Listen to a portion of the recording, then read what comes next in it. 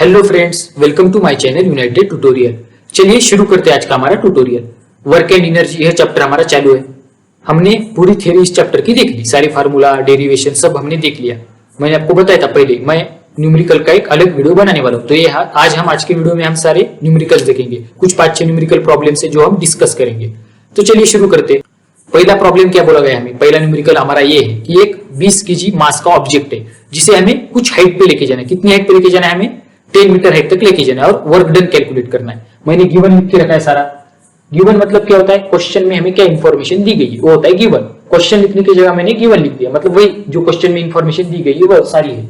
मास क्या है 20 kg object का, हाइट 10 मीटर, मतलब हमें उस ऑब्जेक्ट को कितनी हाइट तक लेके जाना है 10 मीटर हाइट तक। Acceleration due to gravity 9.8 metre पर सेकंड स्क्वायर, ये हमें क्वेश्चन में दिया गया है। और हमें पता है किसी भी ऑब्जेक्ट को जब हम ऊपर उठाते तो उसके ऊपर कौन सा एक्सेलरेशन लगता है, एक्सेलरेशन ड्यू टू ग्रेविटी, जो कि नीचे की तरफ है, क्योंकि ग्रेविटेशनल फोर्स नीचे की तरफ लगता है, अर्थ लगाती है ना, तो उसका एक्सेलरेशन है वो एक्सेलरेशन ड्यू टू ग्रेविटी, जिसकी वैल्यू 9.8 मीटर पर सेकंड स्क्वायर है। हमें वर्क डन निकालना है, W मतलब वर्क डन हमें फाइंड करना है। चलिए शुरू करते हैं। हमें पता है वर्क का फार्मूला क्या है, फोर्स इनटू डिस्प्लेसमेंट। अभी हमारे पास यहाँ पे डिस्प्लेसमेंट है, कितनी है 10 मीटर हाइट, जितने हाइट पे हम उस ऑब्जेक्ट को लेके जा रहे हैं वो हो गया हमारी डिस्प्लेसमेंट। लेकिन फोर्स है क्या हमारे पास, अभी नहीं है, हमें फोर्स फाइंड करना होगा। तो फोर्स का फार्मूला हमें पता है क्या है, फोर्स मतलब आप लोगों को पता होगा किसी भी ऑब्जेक्ट को जब हम उठाते तब उस ऑब्जेक्ट के ऊपर फोर्स लगता है, कौन सा, ग्रेविटेशनल फोर्स। कौन लगाती है, अर्थ नीचे की तरफ। तो हमें पता है किसी भी ऑब्जेक्ट को कौन सा फोर्स लगता है, ग्रेविटेशनल फोर्स। तो हम यहाँ पे फोर्स क्या कंसिडर करेंगे, ग्रेविटेशनल फोर्स। और ग्रेविटेशनल फोर्स का फार्मूला क्या होता है, mass into acceleration due to gravity, mg। वही फोर्स तो लगता है ना, तो मैं लिखूंगा mass into acceleration due to gravity. अभी यहाँ पे acceleration due to gravity acceleration है, जनरल फोर्स का फार्मूला क्या है, मास इंटू एक्सेलरेशन। लेकिन यहाँ पे एक्सेलरेशन कितना है, acceleration due to gravity g 9.8 metre पर सेकंड स्क्वायर। चलिए पहले फार्मूला लिखते हो, मास इंटू एक्सेलरेशन, a मतलब एक्सेलरेशन, a की वैल्यू g है, तो यहाँ पे हम सब्स्टिट्यूट करेंगे, f is equal to m into minus ji.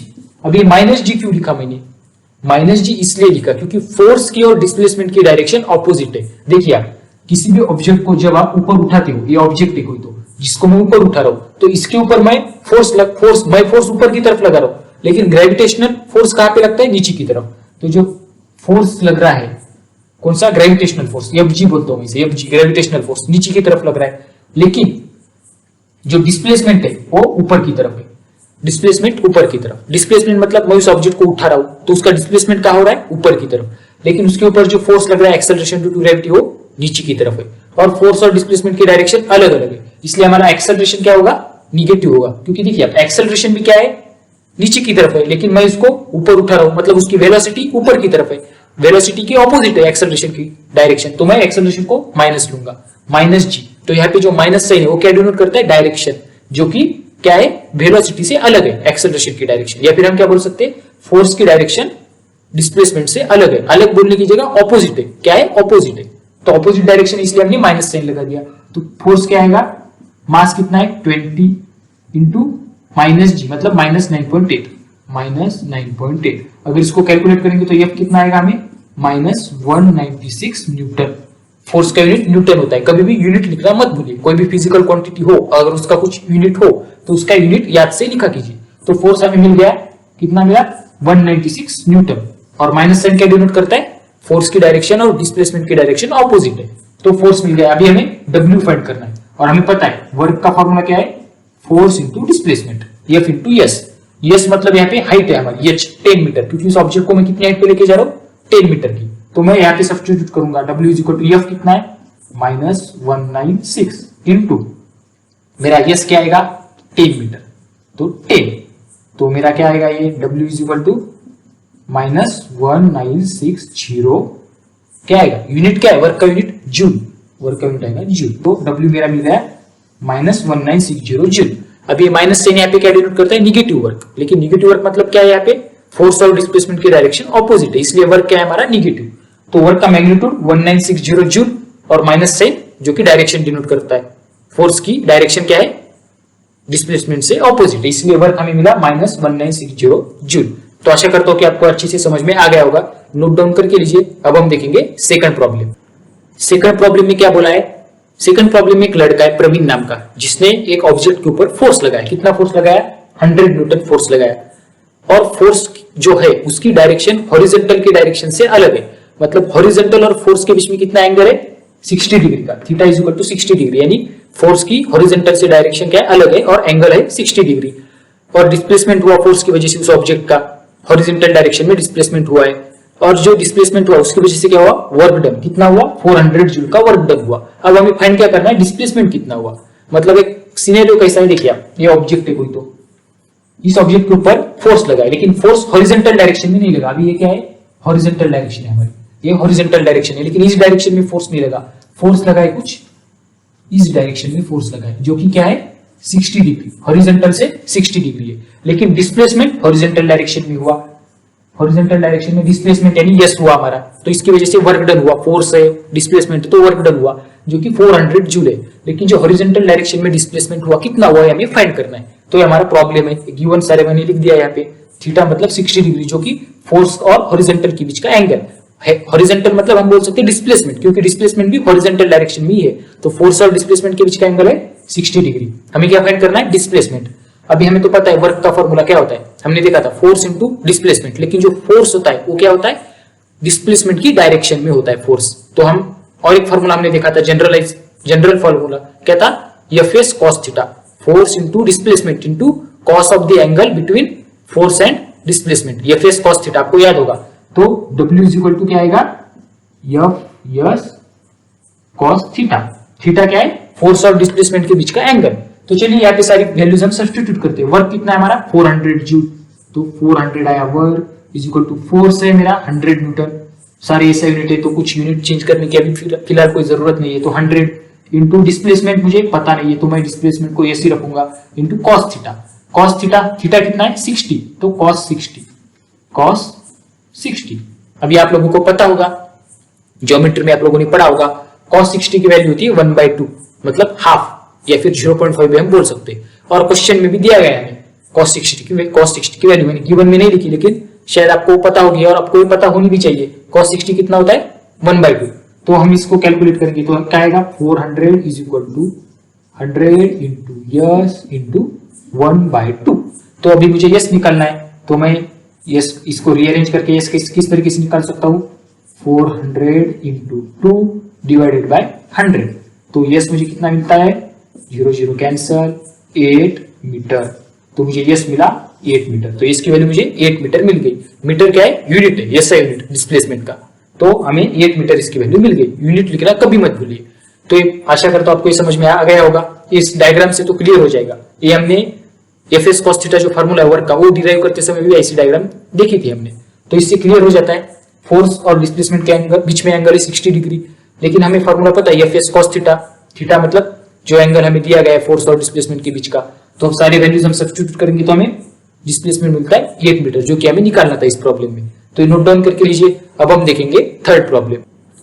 Third problem में क्या बोला है, एक स्टोन है, स्टोन मतलब पत्थर, कोई तो होगा पत्थर स्टोन, जिसका मास है 250 ग्राम, उस पत्थर को कुछ हाइट से छोड़ा है नीचे, वो पत्थर नीचे आएगा, तो हमें क्या करना है उसकी काइनेटिक एनर्जी फाइंड करनी है, लेकिन कब ऐसे मोमेंट पे जब उसकी वेलोसिटी कितनी हो 2 मीटर पर सेकंड, मतलब पत्थर को मैंने यहां से छोड़ा तो नीचे आएगा, तो कुछ मोमेंट पे कुछ टाइम पे उसकी वेलोसिटी कितनी होगी 2 मीटर पर सेकंड, तब उस पॉइंट पे उसकी हमें क्या निकालनी है काइनेटिक एनर्जी।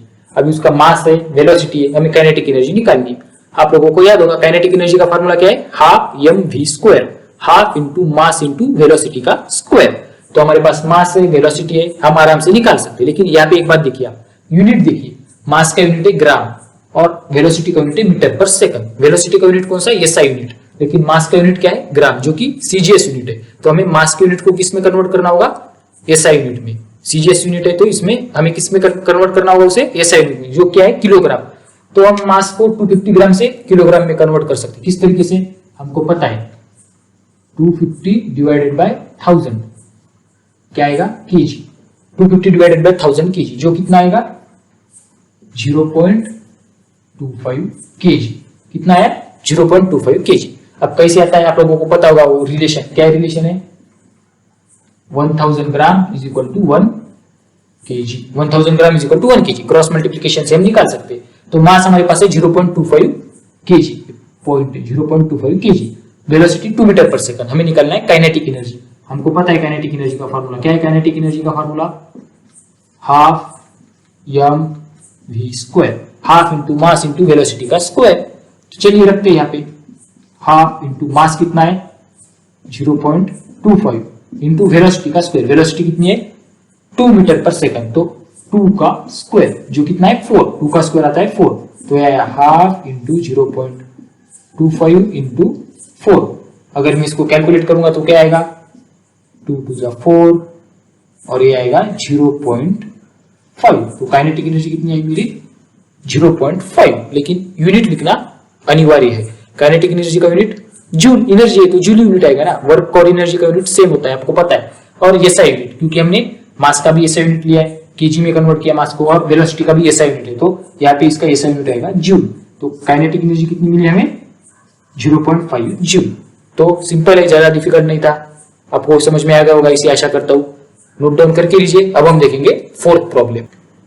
फोर्थ प्रॉब्लम हमारे पास क्या है, वाटर टैंक है, जो कि क्या है ओवरहेड वाटर टैंक है, मतलब किसी हाइट पे रखा हुआ है। कितनी हाइट पे, हाइट हमारे पास है 10 मीटर। 10 मीटर हाइट पे एक वाटर टैंक रखा हुआ है जिसके अंदर पानी है, वाटर है, जिसका मास कितना दिया गया हमारे पास 500 केजी। उस पानी का मास है 500 केजी। अब हमें क्या कैलकुलेट करनी है, उसकी potential energy. Potential energy of the water कितनी होगी, कुछ हाइट पे हो तो उसको पोटेंशियल एनर्जी होगी। अब आपको याद होगा पोटेंशियल एनर्जी का फॉर्मूला क्या है, potential energy is equal to mgh, mass into acceleration due to gravity into height. Height किसकी, उस मास की, जिस हाइट पे वो मास है वो उसकी हाइट लेंगे हम। तो सिंपल सा फॉर्मूला है, क्या है, potential energy is equal to mgh। m मतलब मास, g मतलब acceleration due to gravity, h मतलब हाइट। अभी हमारे पास हाइट है 10 मीटर, मास है 500 केजी, लेकिन जो g है वो हमें पता कर रहे हैं। अभी आपको तो पता है g, small g acceleration due to gravity कितनी आता है, स्मॉल g की वैल्यू कितनी आती है 9.8 मीटर पर सेकंड स्क्वायर। ये तो ऑब्वियस है, ये स्मॉल g की वैल्यू है 9.8 मीटर पर सेकंड स्क्वायर। तो सारी वैल्यूज हम यहाँ पे पुट करेंगे, तो potential energy is equal to mass 500 KG, 500 into small g 9.8 into height 10 metre 10। तो अगर इसको हम कैलकुलेट करेंगे, मल्टीप्लीकेशन करेंगे, तो हमें क्या आंसर आएगा 4900 जूल। जूल क्या है, यूनिट है, आपको तो पता है एनर्जी का यूनिट जूल है, तो हमें यूनिट लिखना मत नहीं भूलना है। तो पोटेंशियल एनर्जी कितनी है हमारे पास 49,000 जूल। अगर इसको मल्टीप्लीकेशन करेंगे हम तो 49,000 जूल हमें आंसर मिल जाएगा। सिंपल है, mgh फार्मूला है, उसमें सारी वैल्यूज हमने पुट कर दी, हमको मिल गया। तो यहाँ पे नोट डाउन करके लीजिए। अब हम देखेंगे फिफ्थ प्रॉब्लम। फिफ्थ प्रॉब्लम में हमें क्या बोला है, एक सोराइली नाम की लड़की है, उसको 20 किलो का बैग लेके 5 किलोमीटर हाइट तक जाना है। 5 किलोमीटर नहीं, 5 मीटर हाइट तक, 5 मीटर हाइट तक उसको जाना है। और उसको कितना टाइम लगा, उसको लगे 40 सेकंड, टाइम उसको लगे 40 सेकंड। तो हमें कैलकुलेट क्या करना है, उसने कितनी पावर इस्तेमाल की। मतलब हमें क्या बोला है 20 केजी का मास है, 20 केजी का मास है, मतलब एक बैग है 20 केजी मास वाली। उस बैग को उस लड़की ने क्या किया, कैरी किया, कितने हाइट तक 5 मीटर हाइट तक कैरी किया। उसको टाइम कितना लगा 40 सेकंड। हमें क्या कैलकुलेट करना है, उसने कितनी पावर इस्तेमाल की। हमें पावर निकालनी, क्या निकालनी, हमें पावर हमें फाइंड करनी। अभी पावर का फार्मूला क्या है, आप लोगों को याद होगा। पावर क्या होता है, रेट ऑफ वर्क, ऐसा हम बोल सकते हैं, मतलब work divided by time. Power मतलब वर्क डिवाइडेड बाय टाइम। मतलब हम अगर यहाँ पे वर्क निकालेंगे तो हमें पावर भी मिल जाएगी।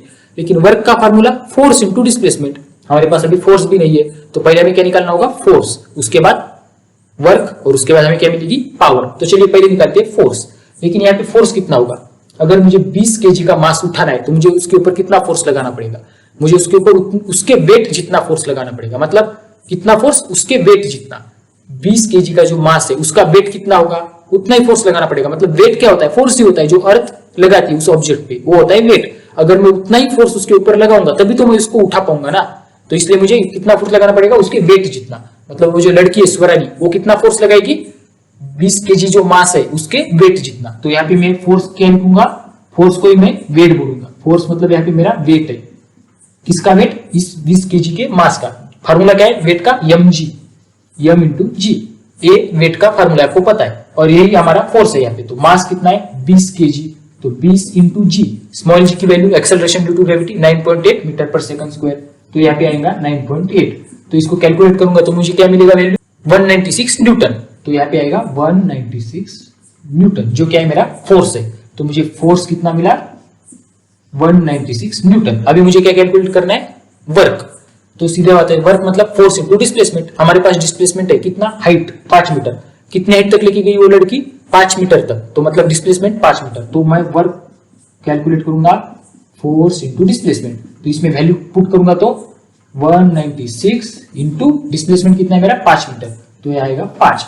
तो मुझे वर्क कितना मिलेगा, work is equal to 980 joule. तो यहाँ पे आएगा 980 जूल। वर्क का यूनिट जूल है, कभी भी यूनिट लिखना मत भूलिए। फोर्स का न्यूटन लिखा, वर्क का जूल।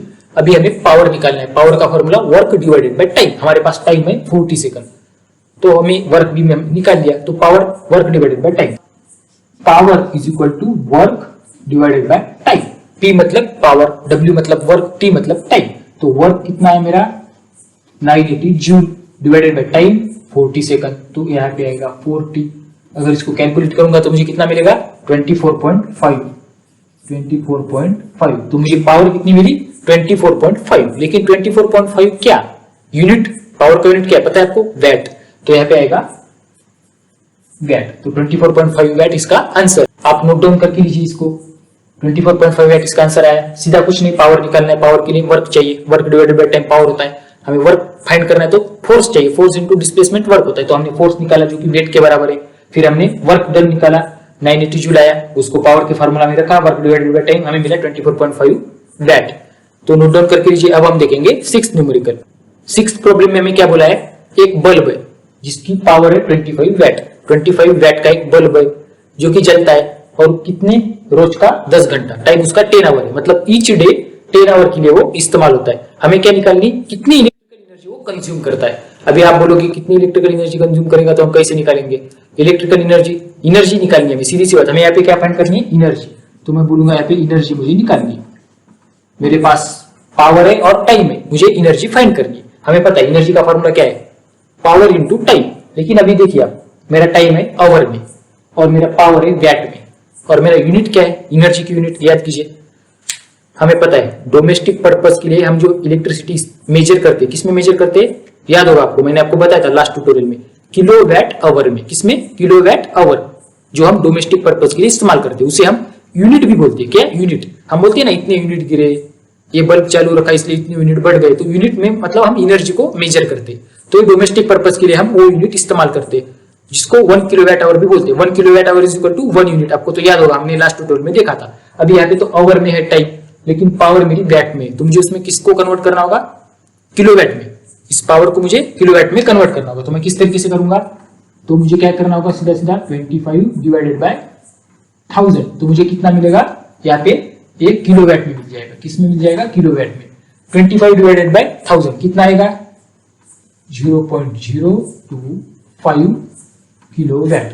कितना आएगा इसका, 0.025 किलोवाट। अभी आप कैसे आया, आपको तो पता होगा ये formula, 1000 watt is equal to 1 kilowatt. ये फार्मूला है, 1000 watt is equal to 1 kilowatt. Kilo का मतलब भी होता है 10 पावर 3। किलो मतलब 1000 या फिर 1000 बोल सकते हैं, या फिर 10 पावर 3। तो किलो की जगह हमें क्या करना है, 10 पावर 3 लिखना है, मतलब 1000। बाकी तो सेम टू सेम है। तो हम कन्वर्जन करेंगे तो हमें 0.025 किलोवाट मिल जाएगा। अभी हमारे पास पावर किलोवाट में है, टाइम आवर में है, हम एनर्जी निकाल सकते हैं। तो कितनी एनर्जी कंज्यूम हुई, हम निकालेंगे एनर्जी। मैं ई से डिनोट करूंगा, पावर इंटू टाइम। तो पावर मेरे पास है 0.025 इंटू टाइम मेरे पास है 10 आवर। मल्टीप्लाई करूंगा तो मुझे कितना मिलेगा, 0.25 किलोवाट आवर। मुझे यूनिट क्या मिला, किलोवाट आवर। तो इतनी एनर्जी मेरी कंज्यूम हुई उस दिन की। ईच डे हम बोल सकते हैं, ईच डे कितनी कंज्यूम हुई, इतनी, क्योंकि ईच डे 10 आवर तक हम क्या कर रहे हैं, उस बल्ब को जला रहे हैं जिसकी पावर है 25 वैट। तो 0.25 किलोवाट आवर एनर्जी है। अभी हम इसको 0.25 किलोवाट आवर भी बोल सकते हैं, या फिर इसको हम कैसे बोल सकते हैं, 0.25 यूनिट भी बोल सकते हैं। क्या बोल सकते हैं, यूनिट, क्योंकि 1 kilowatt hour is equal to 1 unit होता है, तो हम इसको यूनिट भी बोल सकते हैं। तो 0.25 हमारा आंसर। तो ये नोट डाउन करके लीजिए, आप पूरा का पूरा नोट डाउन करके लीजिए अच्छे से। तो यहाँ पे हमारे न्यूमेरिकल्स आज खत्म हो गए, मतलब 6 न्यूमेरिकल्स काफी है। न्यूमेरिकल्स मतलब होते क्या है, सीधा सीधा हम जो फार्मूलाज देखते हैं उसका क्या होता है, एप्लीकेशन होता है। मतलब हमें क्वेश्चन में कुछ इंफॉर्मेशन दी होती है, हमको जो फार्मूले पता होते हैं उसको हमें इस्तेमाल करना होता है और न्यूमेरिकल वैल्यूज को कैलकुलेट करना होता है, बस कुछ नहीं। इस चैप्टर में हमने कौन से फार्मूलाज देखे थे याद कीजिए आपको, तो अभी हमने न्यूमेरिकल सॉल्व के लिए उसके ऊपर वर्क का फोर्स इनटू डिस्प्लेसमेंट, उसके बाद kinetic energy half mv square, potential energy mgh, power work divided by time, ये सारे फार्मूलाज हमने इस्तेमाल किए। तो आपको याद होगा अच्छे से, ऐसी आशा करता हूं। तो चलिए यहाँ पे हमारा चैप्टर खत्म होता है। अब हम मिलेंगे नेक्स्ट ट्यूटोरियल में, लेकिन जाने से पहले आपको एक बात कहना चाहूंगा, अगर आपको ये वीडियो अच्छा लगा हो तो वीडियो को लाइक कीजिए, आपके दोस्तों के साथ शेयर कीजिए और चैनल को सब्सक्राइब करना मत भूलिए। अगर आप चैनल पे नए हो तो चैनल को ध्यान से सब्सक्राइब कीजिए और नोटिफिकेशन बेल को ऑन कीजिए ताकि आपको टाइम पे नोटिफिकेशन मिलता रहे। अब हम मिलेंगे नेक्स्ट ट्यूटोरियल में, तब तक के लिए बाय बाय, टेक केयर।